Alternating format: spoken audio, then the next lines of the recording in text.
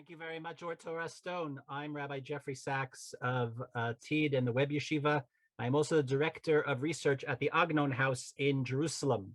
And we are talking in the little bit of time that we have now together before Chag HaShavuot about Har Sinai, about Matan Torah, the giving of the Torah, and Shavuot with the great Hebrew author, the Hebrew literature's only Nobel laureate, Shai Agnon. Now, I chose this topic not just because of my own interest in Agnon, but because of our great teacher, Rabbi Riskin, who himself, of course, has often drawn our attention to the greatness of Agnon. Rabbi Riskin spent a mythic year in 1960-61 as a young man.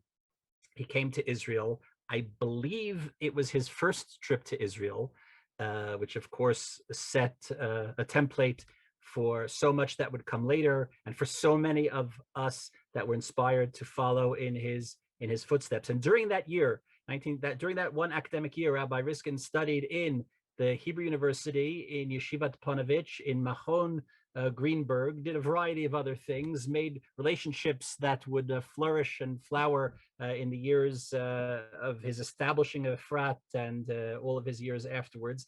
And during that year, he had an encounter and developed a relationship of sorts with Shai Agnon, even visiting with him in his home. According to one version of the story that Rabbi Riskin tells, he was even with Shai Agnon at the Seder Pesach, at the Passover Seder.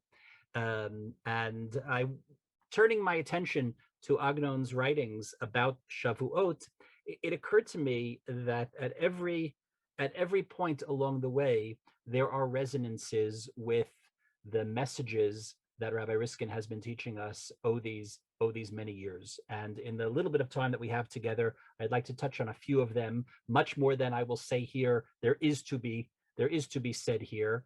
And I hope that without having the ability to unpack each and every reference for you, those of you to whom Rabbi Riskin's Torah and teaching have been dear will understand and will be able to make those connections yourselves. Agnon, of course, was this great author of literary fiction.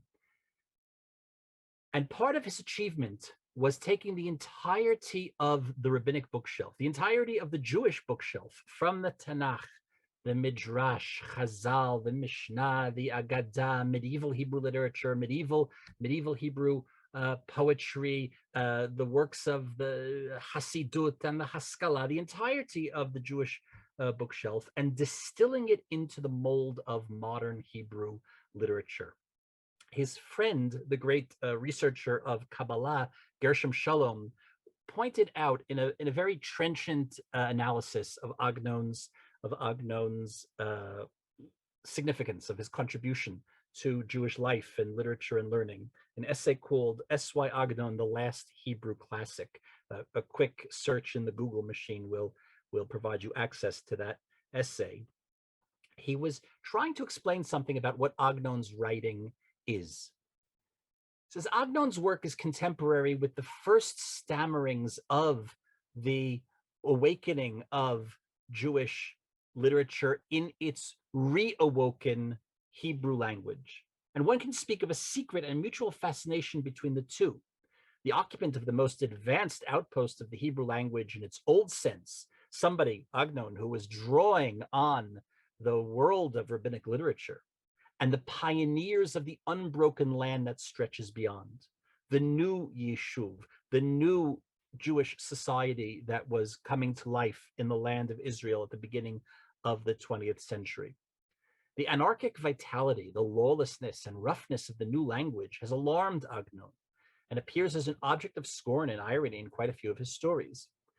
When trying to craft a new Hebrew language, a newly reawoken Hebrew language, what form would it take?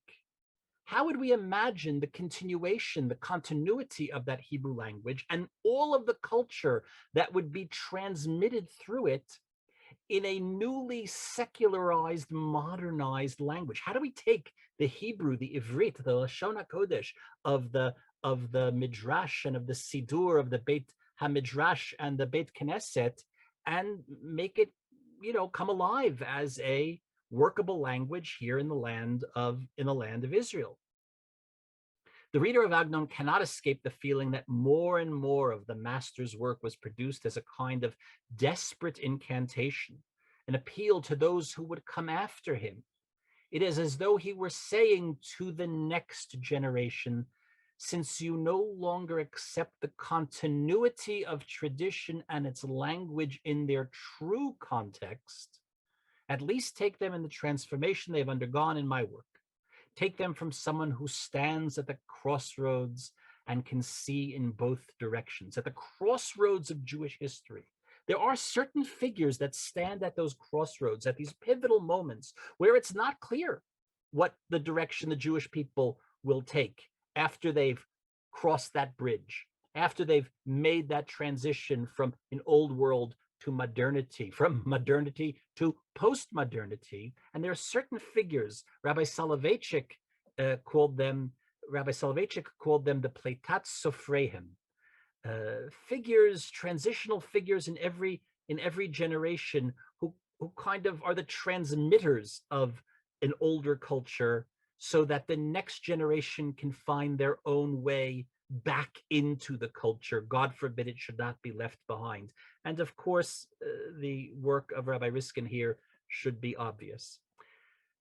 Among these figures, not exactly Pleitat Sofrehem in the manner in which Rabbi Soloveitchik thought of, Bialik was perhaps the most significant. Bialik, here seen with his partner Rivnitsky, composers of the Sefer Agadah, were the leaders of what was called in Hebrew the Mifal HaKinus, the anthologizing enterprise, an idea that we would take the treasures of Jewish learning and literature and anthologize them and present them. Those of you that know the Sefer Agadah, which was once kind of like the bar mitzvah present of choice, it's come out in various editions. There's a relatively new edition that was put out by Professor Shinan just a few years ago. And that idea that we were going to take the entirety of rabbinic wisdom, of rabbinic learning, of Jewish literature, and machnis, gather these texts together so that they could be presented to the new Jewish society in the land of Israel, and then, of course, the new Jewish society in the state of Israel, so that it should not be left behind. The idea that even people who are not sitting in the Beit Midrash, Jews who are not sitting in the Beit Midrash, for whom this library is part and parcel of their daily life, nevertheless, it is still nichsei tzon barzel. It is still the inheritance of the entire Jewish people wherever they are and wherever they are standing in relation to tradition. This cannot be left behind.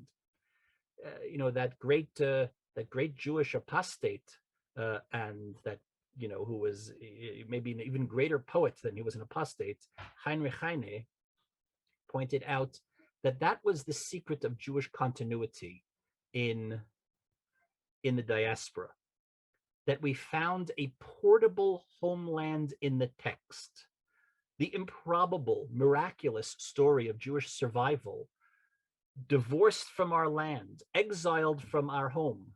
How are we able to maintain ourselves as a culture? How is it possible that we went to the four corners of the earth and spoke different languages and developed different customs and faced traumas and trials and tribulations and tragedies in each and every corner, and yet somehow we're able to come back together and reconstitute ourselves as a nation? So Heine spoke of the portable homeland in the text. When we were banished from our land, nevertheless, we had a portable homeland. And that was, of course, first and foremost, the Chumash, the Tanakh, the rabbinic literature, the Mishnah, the Gemara, etc. We found our home in the books. And Bialik's project, the Project HaKinus, was a way of doing this. And Agnon was part of this operation, although he undertook it in his own unique fashion. His most famous contribution to this genre is, of course, his Yamim Noraim, which ironically is of his 23 volumes in the collected writing, is his best-selling book, and it's a book that technically he didn't write. It's not a work of fiction. It is an anthology of the entirety of the Jewish bookshelf on Rosh Hashanah, Yom Kippurim, and the days in between.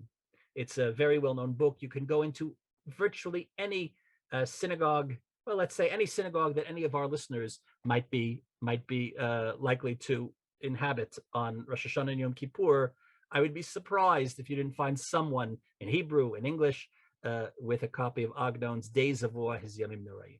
But far less well-known, but nevertheless equally as fascinating, is his work for Chag HaShavuot, a very large book called Atem Re'item, translated in, I believe, a slightly abridged version as Present at Sinai.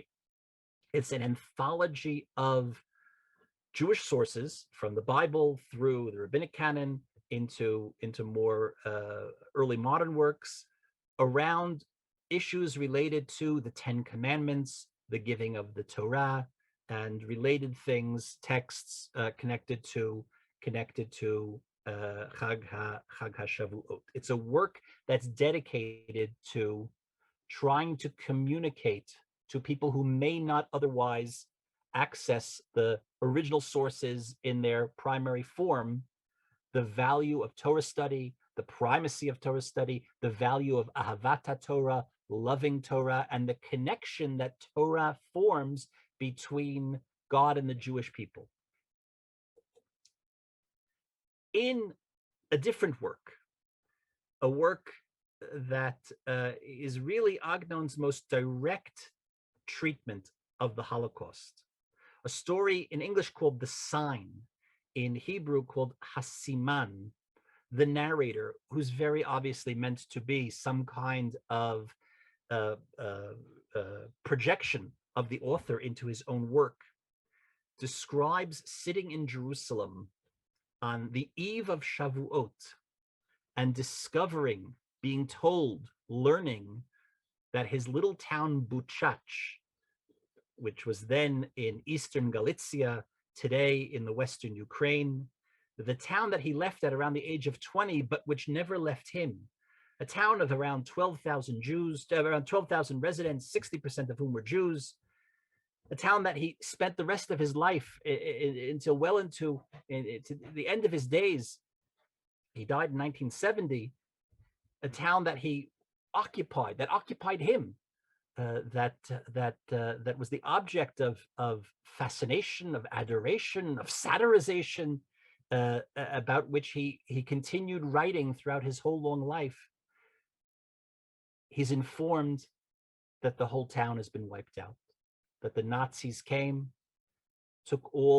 rounded up all of the residents, took them out to a hillside, murdered them, and buried them in a mass grave.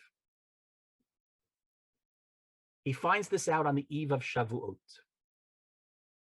And the story is really quite unique as far as Holocaust literature goes, because it's a Holocaust story that takes place in Jerusalem. This is not Elie Wiesel. This is not Aaron Appelfeld. And it's this sense of coming to terms with this knowledge of the tragedy and contrasting the destruction of European Jewry to the flourishing and the building and the ingathering in the land of Israel and in Jerusalem. He's sitting at the Yom Tov table. This is Shavuot night. They've just made Kiddush. And he turns to his family and he says, "Now, children, listen to me. I'll tell you something of my youth. Now your father is old. And if he let his beard grow as did Abraham, you'd see white hair in his beard. But I too was once a little boy who used to do things children do. While the old men sat in the house of study, preparing themselves for the time of the giving of the Torah the following morning, in the days of old, I would go to the Beis Medrash in my town, and the people would sit there all night long learning Torah. at the Tikkun Leil Shavuot until they would daven at the crack of dawn. My friends and I, the little boys, we would stand outside looking upward, hoping to catch the moment when the sky splits open and everything you ask for, even supernatural things, is immediately given you by God. This idea, this kind of folkloric, mythic idea, which may have some root in a kind of Kabbalistic teaching, that there's a certain moment in the middle of the night when the heavens open, and at that moment, that eight ratzon, that moment of mercy, you can ask for anything and God has to answer it. If you're worthy and you catch the right moment. In that case, why do I feel as though none of my wishes has ever been granted? Because I had so many things to ask for that before I decided what to wish first, sleep came upon me and I dozed off. You know how it is when you're a little kid. No matter how late your parents let you stay up, children always want to stay up a little later. And parents are always arguing to go to sleep sooner. But the truth is the parents are making a mistake, because at a certain point, the kid conks out on his own. So the little kids, they can stay up all night. Nobody's going to tell them to go to sleep on Shavuot night. They can stay up all night and they can wait for that moment when the sky cracks open. Kedei lechavein et harega shebo hashamayim nivkaim. The moment when the sky, the heavens split open and the gates are open and our prayers are answered. But what? Little kids, they can only go for so long before the batteries burn out and they conk out and they fall asleep. So when I was little, my wishes didn't get answered because before sleep would come upon me and I dozed off. When a man is young, his wishes are many. Before he gets around to asking for anything, he's overcome by sleep. When a man is old, he has no desires. If he asks for anything, he asks for just a little bit of sleep. Now let me remove the sleep from my eyes and I'll tell you a little bit about this day. And he tells them about Chag HaShavuot. He remembers the Holocaust. He remembers his city by describing it as it was. He was not, after all, a witness to its destruction, but he commits himself to be a witness to its heritage, its legacy going forward. And he tells this story of Shavuot night. It was his practice to go to the synagogue and not to do what we do, this Tikkun Leil Shavuot, where you have every 20 minutes, somebody comes and gives a different little she'ur. He recited the Azharot, these poems, these piyutim that were composed by Rabbi Shlomo ibn Gabirol, the great 11th century Sephardic Paitan, the greatest of Sephardic Paitanim. Here's a picture, here's a statue of Ibn Gabirol in his native Spain. And here on the right-hand side, you see this plaque, which is on Rehov Ibn Gabirol in Jerusalem today, next to the synagogue on Rehov Ibn Gabirol. They have this acrostic poem, this rather well-known acrostic poem of Rabbi Shlomo Ibn Gabirol, Shachar Avakeshcha, which features prominently in this story. It's a story, it's a piyut that Rabbi Shlomo wrote about the condition of the Jewish people in exile and their longing and yearning to go back. Shachar avakeshcha, at dawn in the morning I seek you out. I come to you, my rock, my strength. I offer you my morning and my evening tefillot. Before your majesty I stand in fear. Lifnei gdulatcha e'emod ve'elahel. Ki encha tireh kol machshavot libi. Your eyes can see, can discern all of my secret thoughts. What is there that man's mind and mouth can make? What power is there in my body's breath? And yet the songs of man delight you. Therefore I will praise you while I still have the breath of God within me. And while he's reading these poems, these piyutim of Rabbi Shlomo ibn Gabirol in the synagogue on Shavuot night, he's trying to suppress the memory of the destruction and the trauma.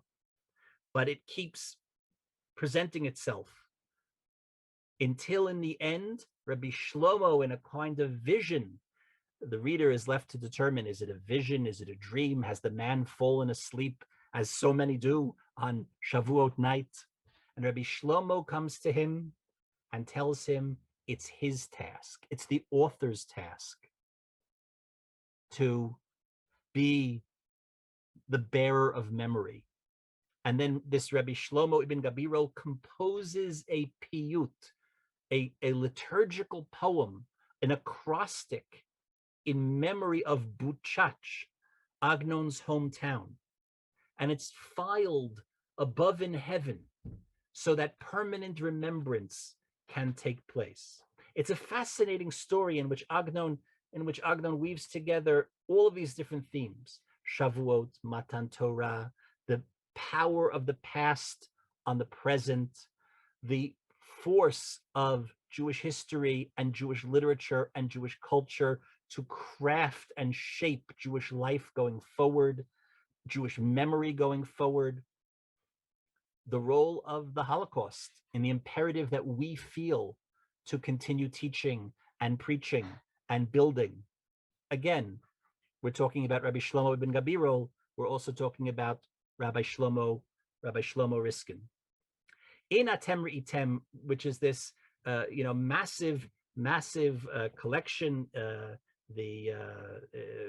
almost 700 pages of sources, Agnon essentially is anthologizing from all types of other material. But here and there, he cites teachings from a work called Kol Dodi. Not everyone understood, including people who plagiarized from Agnon, that Kol Dodi was none other than Agnon's own little insights and chidushim and vortlach that he placed into the book himself. They're kind of almost like pseudo midrashim. You read this source that I'm looking at on the screen, and you'd be sure it was something in the Midrash or in the Gemara or in one of the Rishonim, and a quick search on Bar Ilan will show you that it's not. The Kol Dodi, who after all is none other than Agnon himself, says, Veyered Moshe min hahar el ha'am. Moses descends from the mountain to the people. He's descending with the tablets. And the Kol Dodi says, why does he descend from the mountain? Lechlol atzmo im kol Yisrael bekabalat haTorah. So that he should be included. He should be counted among those at the foot of the mountain who are accepting the Torah at that moment. That Moshe Rabbeinu himself receives the Torah along with the rest of the Jewish people. And I would say that says something about our great teacher, Rabbi Riskin. He includes himself with us. He leads by example, first and foremost in learning and teaching Torah, first and foremost in Chibat Haaretz, in his passion for the land of Israel, first and foremost in his Ahavat Yisrael, his love of the entire Jewish people. But here, Rabbi Riskin merited to something that even Moshe Rabbeinu did not, because it doesn't have to say Vayered Rabbi Riskin min hahar, Ella ve'ala. He merited to come up to Eretz Yisrael, to come up to the mountaintops of Gush Etzion, and we merited Lechlol atzmeinu ito b'kabbalat haTorah u'v'kabbalat haaretz. So we wish him a very, very happy birthday and many more years of good health and continued work on behalf of our people, and a Chag Sameach to one and all.